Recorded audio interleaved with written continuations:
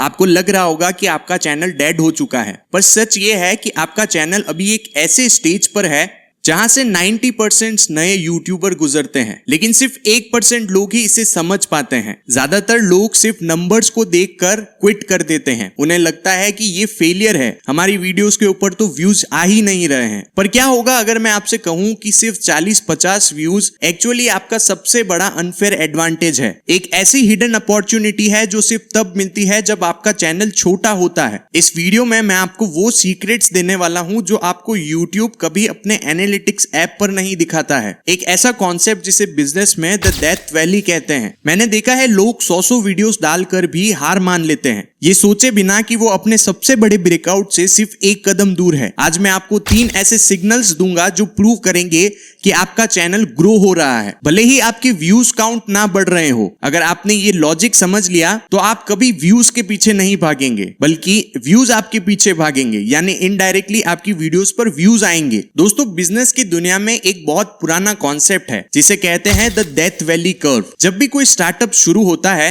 चाहे वो जोमेटो हो या फिर फिजिक्स वाले का स्टार्टअप हो, तो पहले 1-2 साल में वो सिर्फ रिसोर्सेस, वक्त और मेहनत लगाते हैं। बदले में जो रेवेन्यू होता है वो जीरो होता है। 90% बिजनेस इस डेथ वैली से गुजरते हैं। यूट्यूब चैनल चलाना कोई हॉबी नहीं है, एक डिजिटल बिजनेस शुरू करने जैसा है।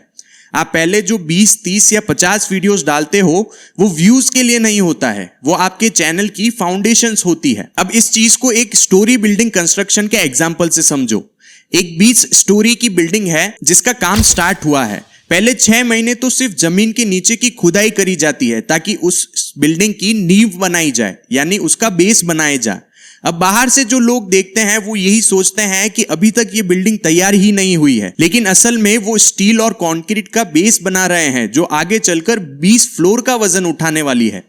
अगर आपने बिना नींव के बिल्डिंग खड़ी कर दी, जैसे कोई क्लिकबेट वाली वीडियो डाल दी, तो वो बिल्डिंग पहली बारिश में ही गिर जाने वाली है। YouTube पर भी यही होता है। अगर आपका बेस मजबूत नहीं है तो जब एल्गोरिदम बूस्ट देगा, आपका कंटेंट उस लोड को हैंडल नहीं कर पाएगा। लोग ऐसा कहते हैं कि एल्गोरिदम उनके अगेंस्ट है, लेकिन मैं ये मानता हूं कि एल्गोरिदम बहुत ज्यादा केयरफुल होता है। वो आपको टेस्ट कर रहा होता है।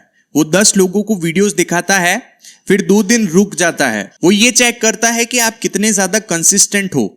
क्या आप प्रेशर में अपनी नीश को बदल देते हो या फिर उसी नीश पर टिके रहते हो और वीडियोस को डालते ही रहते हो। जो एम्प्टी डेज होते हैं, जब कोई व्यूज नहीं आते हैं या फिर जब आप कोई वीडियो नहीं डालते हो, ये फेलियर नहीं होता है, ये YouTube का डेटा गैदरिंग का प्रोसेस होता है। उस समय YouTube आपके लिए सही ऑडियंस ढूंढ रहा होता है और इस टाइम में वक्त लगता है। मुझे लगता है ये सुनना थोड़ा मुश्किल है, पर यही सच है। आगे बढ़ने से पहले मैं चाहता हूं कि हम एक रियलिटी चेक करें। नीचे कमेंट में जाओ और कमेंट करके बताओ आपने अभी तक कितनी वीडियोस अपलोड करी है और आपको YouTube पर काम करते हुए कितने दिन हो गए हैं। मैं हर एक कमेंट को पर्सनली पढ़ूंगा और आपको रिप्लाई करके बताऊंगा कि आप अभी भी डेथ वैल्यू के सबसे खतरनाक मोड पर हो या ब्रेकआउट के बिल्कुल पास आ गए हो। और दोस्तों, अगर ये बिल्डिंग वाली एनालॉजी आपको दिमाग में समझ आई है तो वीडियो का जो लाइक बटन है उसको जरूर दबाएं। ये सिर्फ एक बटन नहीं है, ये मेरे लिए एक सिग्नल है कि आप सीखने के लिए रेडी हैं और मेरी वीडियो से आप लोगों को कुछ वैल्यू मिली है और इसी तरह की और वीडियोस बनाने के लिए मैं भी मोटिवेट होता रहूं। इसीलिए वीडियो को लाइक जरूर कर देना। अब मैं आपको वो 3 सिग्नल्स बताता हूं जो प्रूव करते हैं कि आपका चैनल ग्रो कर रहा है, भले ही आपके व्यूज काउंट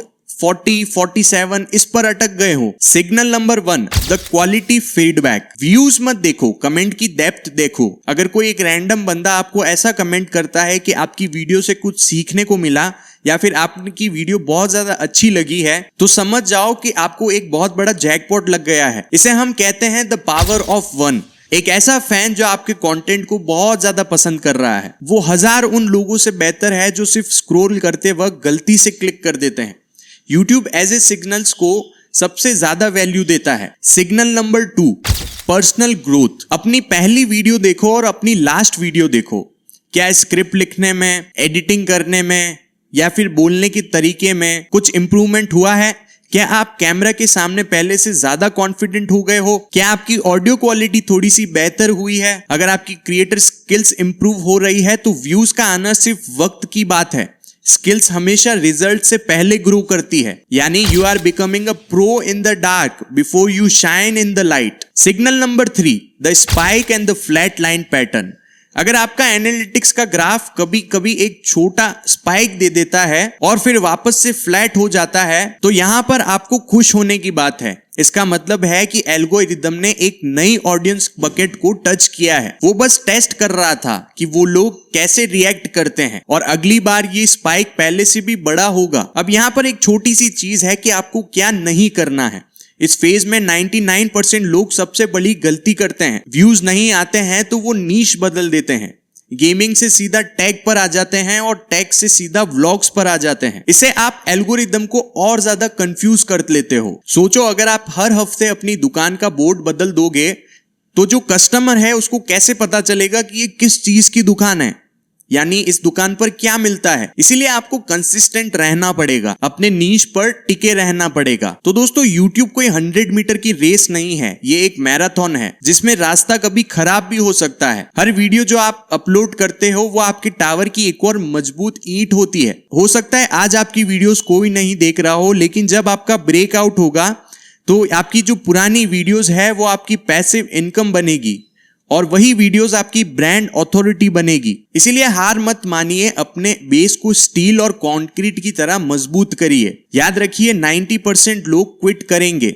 और वही आपका सबसे बड़ा एडवांटेज है। आपको बस उन 10% में रहना है जो डेथ वैली को पार कर जाते हैं और ऐसे टाइम पर क्विट नहीं करते हैं। अगर आपको लगता है कि आप कैमरा के सामने कॉन्फिडेंटली नहीं बोल पाते हैं तो मेरी इस वाली वीडियो के ऊपर जरूर क्लिक करिए। इस वीडियो में मैंने बताया है कि कैसे सिर्फ 30 दिनों में मैं कैमरा के सामने कॉन्फिडेंट होना सीख गया हूं। अगर इस वीडियो से आप मोटिवेट हुए हैं और चैनल को सपोर्ट करना चाहते हैं तो सब्सक्राइब जरूर करें। तब तक के लिए कीप क्रिएटिंग, कीप इंप्रूविंग। मिलता हूं नेक्स्ट वीडियो में।